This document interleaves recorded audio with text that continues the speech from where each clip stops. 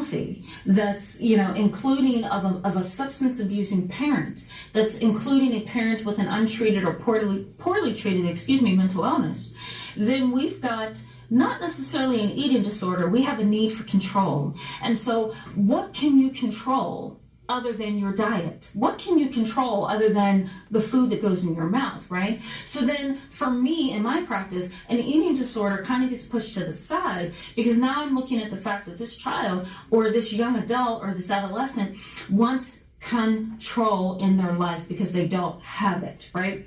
So eating disorders, or something that's a close approximation to an eating disorder, is something that can happen. The third thing is trauma, right? We talk about this a lot on my channel. I'm an internationally certified trauma therapist, right? So this is my specialization. Intergenerational trauma, attachment trauma, vicarious trauma, all of that is a possibility for kids who have a parent that has a mental illness, okay? The next one is development of mental illness themselves, or a personality disorder, right? Kids who are predisposed to having a mental illness or a personality disorder, can develop those two things because of their environment. And if their environment includes a very unhealthy parent, then that personality disorder is likely to be displayed in the child. That mental illness is likely to peek through as the child gets older. So that genetic predisposition is very, very, very important. And if the environment is unhealthy and the kid has that genetic disposition or that genetic possibility, then we have a problem, right? Because they're most likely going to develop similar traits to the parent, okay?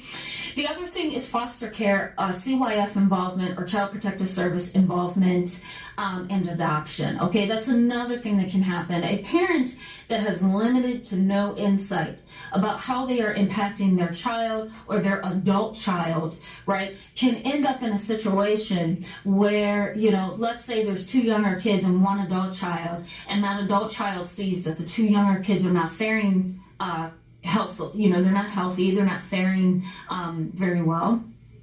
That adult child is being affected by what they're seeing happening to their younger siblings, and so then Child Protective Services gets involved. The children may be put up for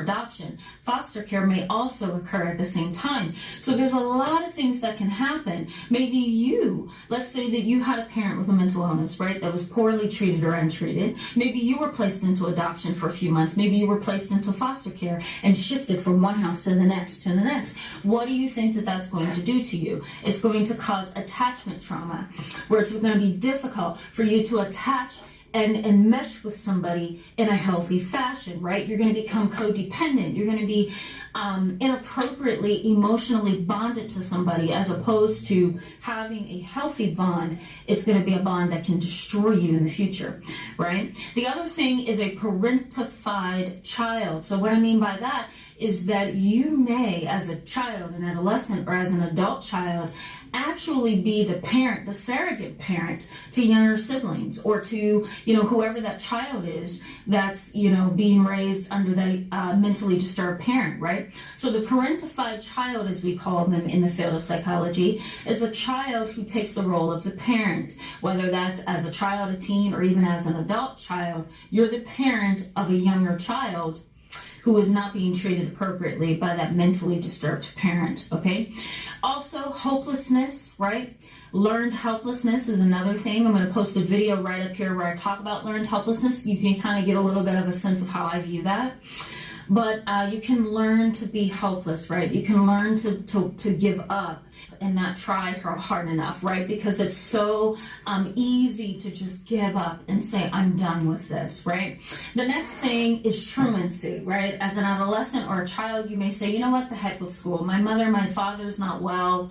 I don't have the motivation or the encouragement to go forward, right? So you drop out of school. Maybe you have a GED. Maybe you never went to college. Maybe you never had the motivation to strive for things that you should have, right?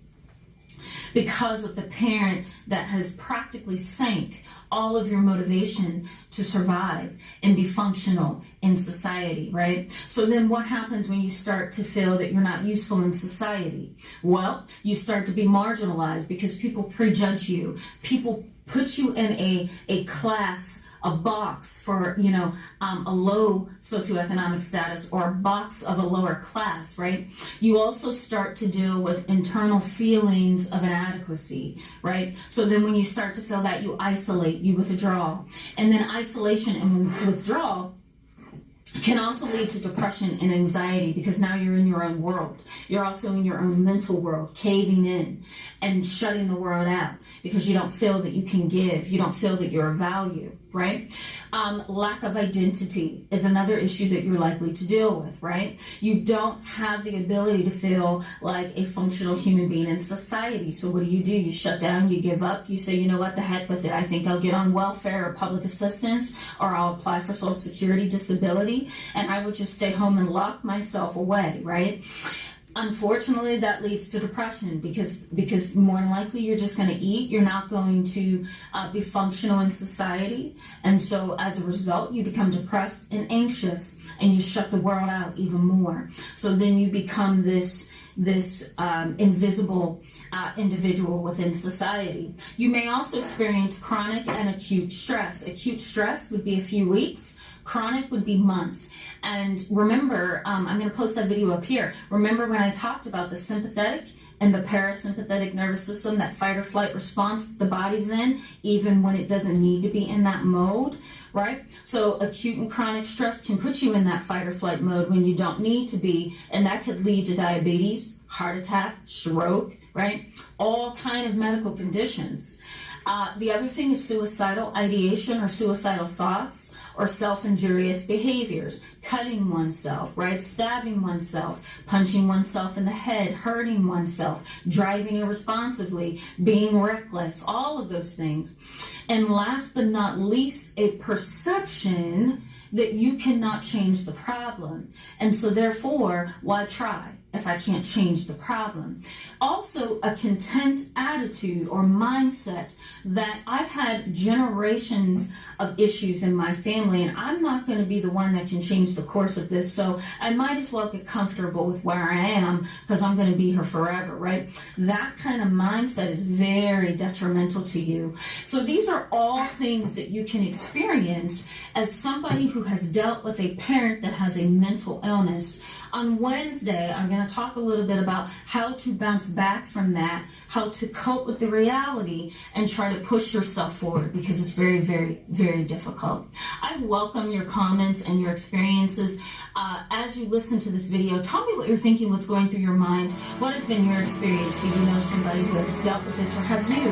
I welcome your comments in the comment section below. I will see you guys on Wednesday with part 2 of this video, because again, I want to give you some tips and kind of give you some ideas and possibly give you some encouragement to move forward in your life. All right, I'll see you on Wednesday.